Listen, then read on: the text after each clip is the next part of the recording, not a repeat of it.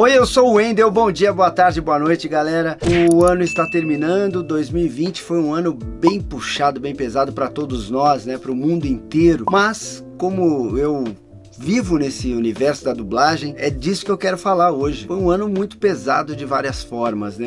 Os estúdios tiveram que fechar durante um período da pandemia, depois todo o mercado teve que se reinventar, aprender a gravar remotamente, as produções todas atrasadas, né? Saía na TV dizendo que tá sem dublagem, já tem, e o público cobrando, e a gente desesperado para gravar, dubladores entrando em atritos entre si, com os estúdios com os estúdios. Foi um ano muito turbulento, muito confuso, mas a gente está chegando no fim do ano, de certa forma superamos tudo isso e conseguimos lidar com os problemas, alguns de forma mais fácil, outros nem tanto, mas eu acho que a pior parte realmente do ano foram as perdas que nós tivemos de grandes colegas, de grandes atores, tanto do Rio de Janeiro quanto de São Paulo. Nunca aconteceu isso dessa forma, de nós perdermos tantos dubladores no mesmo ano. É até uma coincidência, porque muito poucos foram em decorrência do Covid, né? A maioria foi coisa da vida mesmo,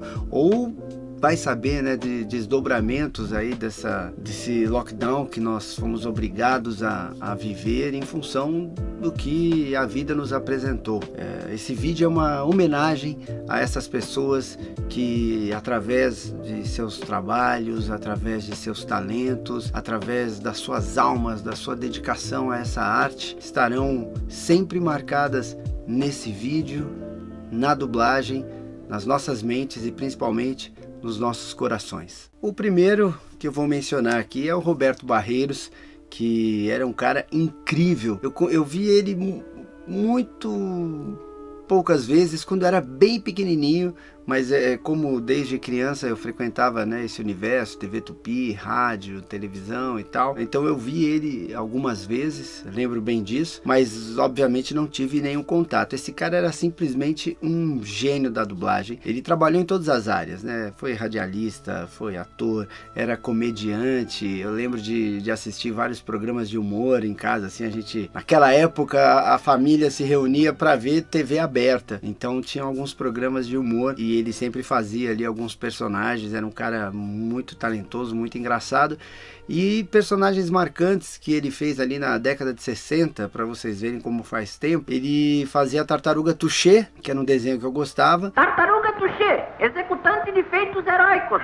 Mas tinha um outro que eu adorava, que era o desenho do Pepe Legal, onde ele fazia o Babalu, que era o parceiro ali, o fiel escudeiro do Pepe Legal. Ele, infelizmente, em função de um infarto, partiu, deixou a gente nesse plano, mas tenho certeza que ele vai animar bastante, seja lá onde ele estiver. É por isso que ele se chama Pepe Legal. Leonel Abrantes, também ator, dublador, radialista, que entrou na dublagem ali em meados dos anos 60, trabalhou em todos os estúdios do Rio de Janeiro, e um personagem que eu tenho certeza que você vai lembrar dele é o Ned Flanders, aquele vizinho mega religioso do Homer Simpson. Ele deixou a gente em fevereiro, no comecinho do ano. Eu sigo apenas os 3 Vs: vida limpa, muitos vegetais e uma dose diária de vitamina religiosa. Edinaldo Lucena faleceu em março de 2020, em função de complicações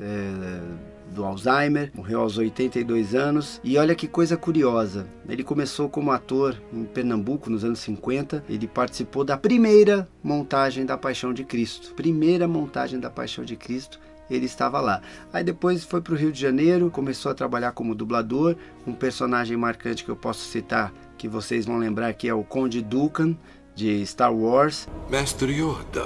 E a curiosidade é que seu último trabalho em dublagem foi justamente no mesmo título que ele começou como ator, que foi Paixão de Cristo, dublado, se eu não me engano, em 2019. Está óbvio que essa disputa não deverá ser decidida com nosso conhecimento da força, mas pelas nossas habilidades com o sabre de luz. Henrique Ogala nos deixou em abril, e ele também foi vítima de um infarto. E olha que curioso, ele é paulista, né? Começou sua carreira aos 10 anos de idade, ali década de 50. Nos anos 60 começou a dublar na AIC São Paulo, extinta AIC São Paulo, e aí no fim dos anos 60 ele foi para o Rio de Janeiro ser diretor de dublagem, e lá ele dublou e dirigiu também. Ele dublou e dirigiu aquela série que ficou sem final, que agora recentemente na internet aí, né, surgiu um vídeo que seria o último episódio, que foi Caverna do Dragão, onde ele interpretava o Bob. Eu não vou embora sem a Uni! Bob, e se ela quiser ficar? Mas eu gosto dela! Também dublou e dirigiu a dublagem de Barrados no Baile, com o personagem Brandon Walsh, além de ser a voz do Gypsy de Teletubbies, acredita? Oi!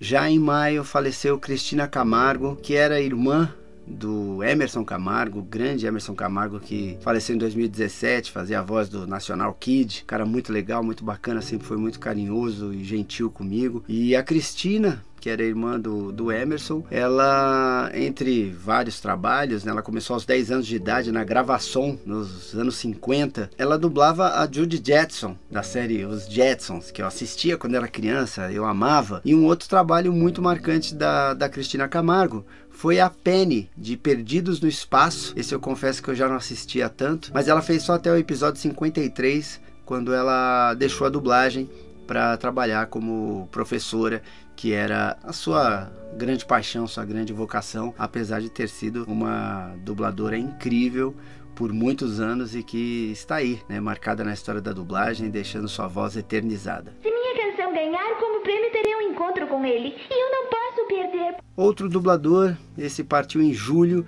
foi um que eu já falei sobre ele aqui no canal, falei justamente da ausência dele, né, dele ter partido. É um cara incrível, folclórico, divertido, elegante, boa pinta, um vozeirão lindo, dublou os grandes atores, Burt Lancaster, era só vozeirão, era com ele. Araquém Saldanha, trabalhei várias vezes com ele me dirigindo, dirigi ele uma ou duas vezes só, nada muito marcante, mas dirigi ele na redublagem de Cavaleiros do Zodíaco. Aí vocês vão lembrar da voz dele. O Araquém era a voz do Mestre Ancião, aquela voz bonita ali que falava com o Shiryu. Um dia sua hora chegará, você precisa aproveitar bem este momento para que não se arrependa quando chegar. Era do Araquém. Essa foi uma das vezes incríveis que eu pude trabalhar com o Araquém, dessa vez como diretor. E uma curiosidade é que quando a Netflix foi exibir esse filme do Cavaleiros do Zodíaco, que saiu recentemente, o Francisco Bretas, que foi o diretor do filme, que faz a voz do Ryoga, ele que dirigiu esse filme, e aí ele fez questão de entrar em contato com o Araquém para dublar, né, seu personagem. E o Araquém, debilitado, com enfisema pulmonar, ele sempre fumou bastante por décadas. Mesmo assim, ele fez questão de ir até a Vox Mundi dublar o Mestre Ancião, porque ele falou: esse velhinho eu dublo até morrer. E tá lá a voz dele, marcada para sempre, com o seu talento, seu brilhantismo e a simpatia que fazia parte, né, da personalidade do Araquém Saldanha. Pensei que os cavaleiros que juraram lealdade ao mestre não soubessem da sua trama maligna. Vítima de AVC, também em julho, Turíbio Ruiz partiu dessa para melhor. O Turíbio, que também eu vi várias vezes quando eu era bem pequenininho, bem criança. Ele era um cara incrível, né? Radialista, ator, dublador, participou de todas as áreas que o ator pode participar. Uma coisa marcante no Turíbio, ele fez o Guarda-Belo, né, do desenho do Manda-Chuva, que eu assistia bastante quando eu era criança. Que confusão é essa por aqui? Manda-Chuva deve estar fazendo alguma. E um outro marcante que eu assistia muito pouco, mas personagem incrível, ele fez o Coringa, de César Romero, nas duas primeiras temporadas da série Batman.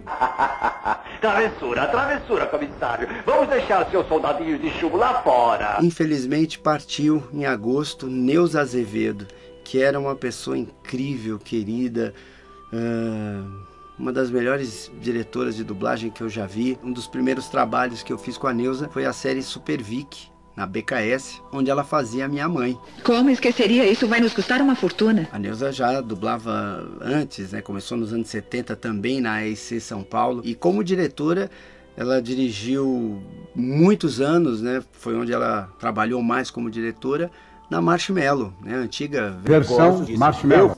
E a Neuza dirigiu trabalhos incríveis. Nossa, vários filmes que eu fiz, ela gostava muito do meu trabalho, ela sempre me prestigiava e a forma como ela conduzia era incrível. Então eu dublei com ela aquele filme Celular, Um Grito de Socorro, acho que esse é o título. Dublei com ela um dos filmes que eu mais adoro na vida, que é o Diário de uma Paixão, onde eu dublei pela primeira vez o Ryan Gosling. É melhor irmos logo, eu acho que vai chover. Dublei também O Senhor dos Anéis com a Neuza, ela foi a diretora da trilogia O Senhor dos Anéis. Inclusive, no Senhor dos Anéis, ela dublou a Cate Blanchett. Nem os mais sábios podem dizer. E também um outro trabalho marcante dela foi a atriz Lea Thompson na franquia De Volta para o Futuro. E aí o Alzheimer, infelizmente, afastou a Neuza Azevedo da dublagem e 2020 levou de vez uma pessoa tão querida em São Paulo e de um talento incomensurável. Não, eu acho que o homem deve ser forte. Outro grande dublador que vai fazer muita falta é Pietro Mário. Pietro Mário faz parte das nossas vidas desde sempre. Ele estava na estreia da TV Globo em 26 de abril de 1965, apresentando o programa Capitão Furacão, que foi um sucesso de audiência, só para vocês terem uma ideia. E participou de muitas novelas e séries ao longo de sua carreira. Na dublagem ele começa nos anos 70 na Cinecastro e não parou mais. Ficou conhecido por dublar diversos personagens de desenhos animados, sendo uma das vozes do Capitão Caverna, que eu adorava. Ser Capitão Caverna! A voz de Rafiki em O Rei Leão e tantos outros personagens queridos pelo público. Ah, muito bem! Estão vendo, meninos? A senhorita Granger conseguiu!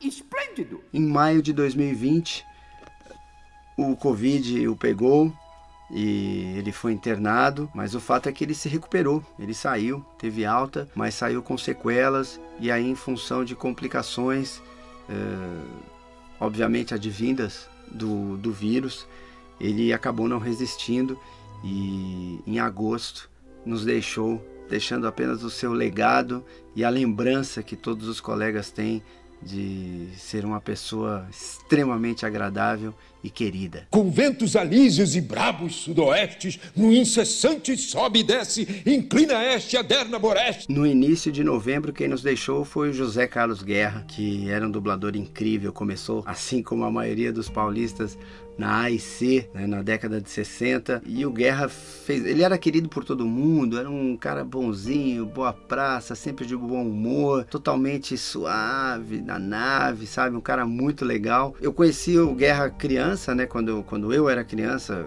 entrando na dublagem, ele dublava bastante, ele se ausentou por um tempo, depois de alguns anos ele voltou para São Paulo e voltou à dublagem e ele dublou muita coisa bacana. Ele, por exemplo, fez o Comissário Gordon na série do Batman, o Gonzo em O Show dos Muppets e também participou de Game of Thrones, né, na dublagem que veio para São Paulo, Mestre Pincel. Onde está o rei? E quando a gente mal tinha digerido ainda a partida do Guerra, Caio César de Moraes nos deixou. Caio era jovem, foi meu aluno, fez vários cursos, era um cara que amava a dublagem, então ele estudou muito, ele buscou todas as ferramentas possíveis, era simpático, carinhoso com todo mundo, um cara de bom astral. Ele foi a primeira voz do Rick, de Rick and Morty, e foi um choque para todo mundo que o Caio tenha nos deixado, teve um infarto, mas isso foi bem impactante aqui para todo mundo em São Paulo, porque além dele ser jovem, de ser um cara que amava a dublagem e dedicou anos de sua vida para aprender a dublagem, para conquistar seu espaço, num momento em que ele realmente havia se solidificado, infelizmente nos deixou. Uabalabadubdub, patarique e patafone! E é assim que a notícia voa! Mais uma voz carioca que partiu agora em novembro foi Jorge Rosa, diretor de dublagem e dublador. Desde a década de 60 começou a dublar e não parou mais. Ele dublou Ecliptor em Power Rangers no espaço e ficou muito conhecido pelo público infanto-juvenil por dublar o personagem Jorge Von Estranho, Os Padrinhos Mágicos. Esta reunião de emergência com todas as fadinhas do universo e eu deve ter ordem! Outra voz marcante no Rio de Janeiro, que foi embora em novembro, é de Adalmária Mesquita. Não era carioca, ela era de Fortaleza, Ceará, terra da minha mãe, e começou na dublagem na Herbert Richards nos anos 80, onde fez vários personagens marcantes. Por exemplo, ela fazia a voz da Smurfette, a professora Sprout da franquia Harry Potter e Lady Devimon.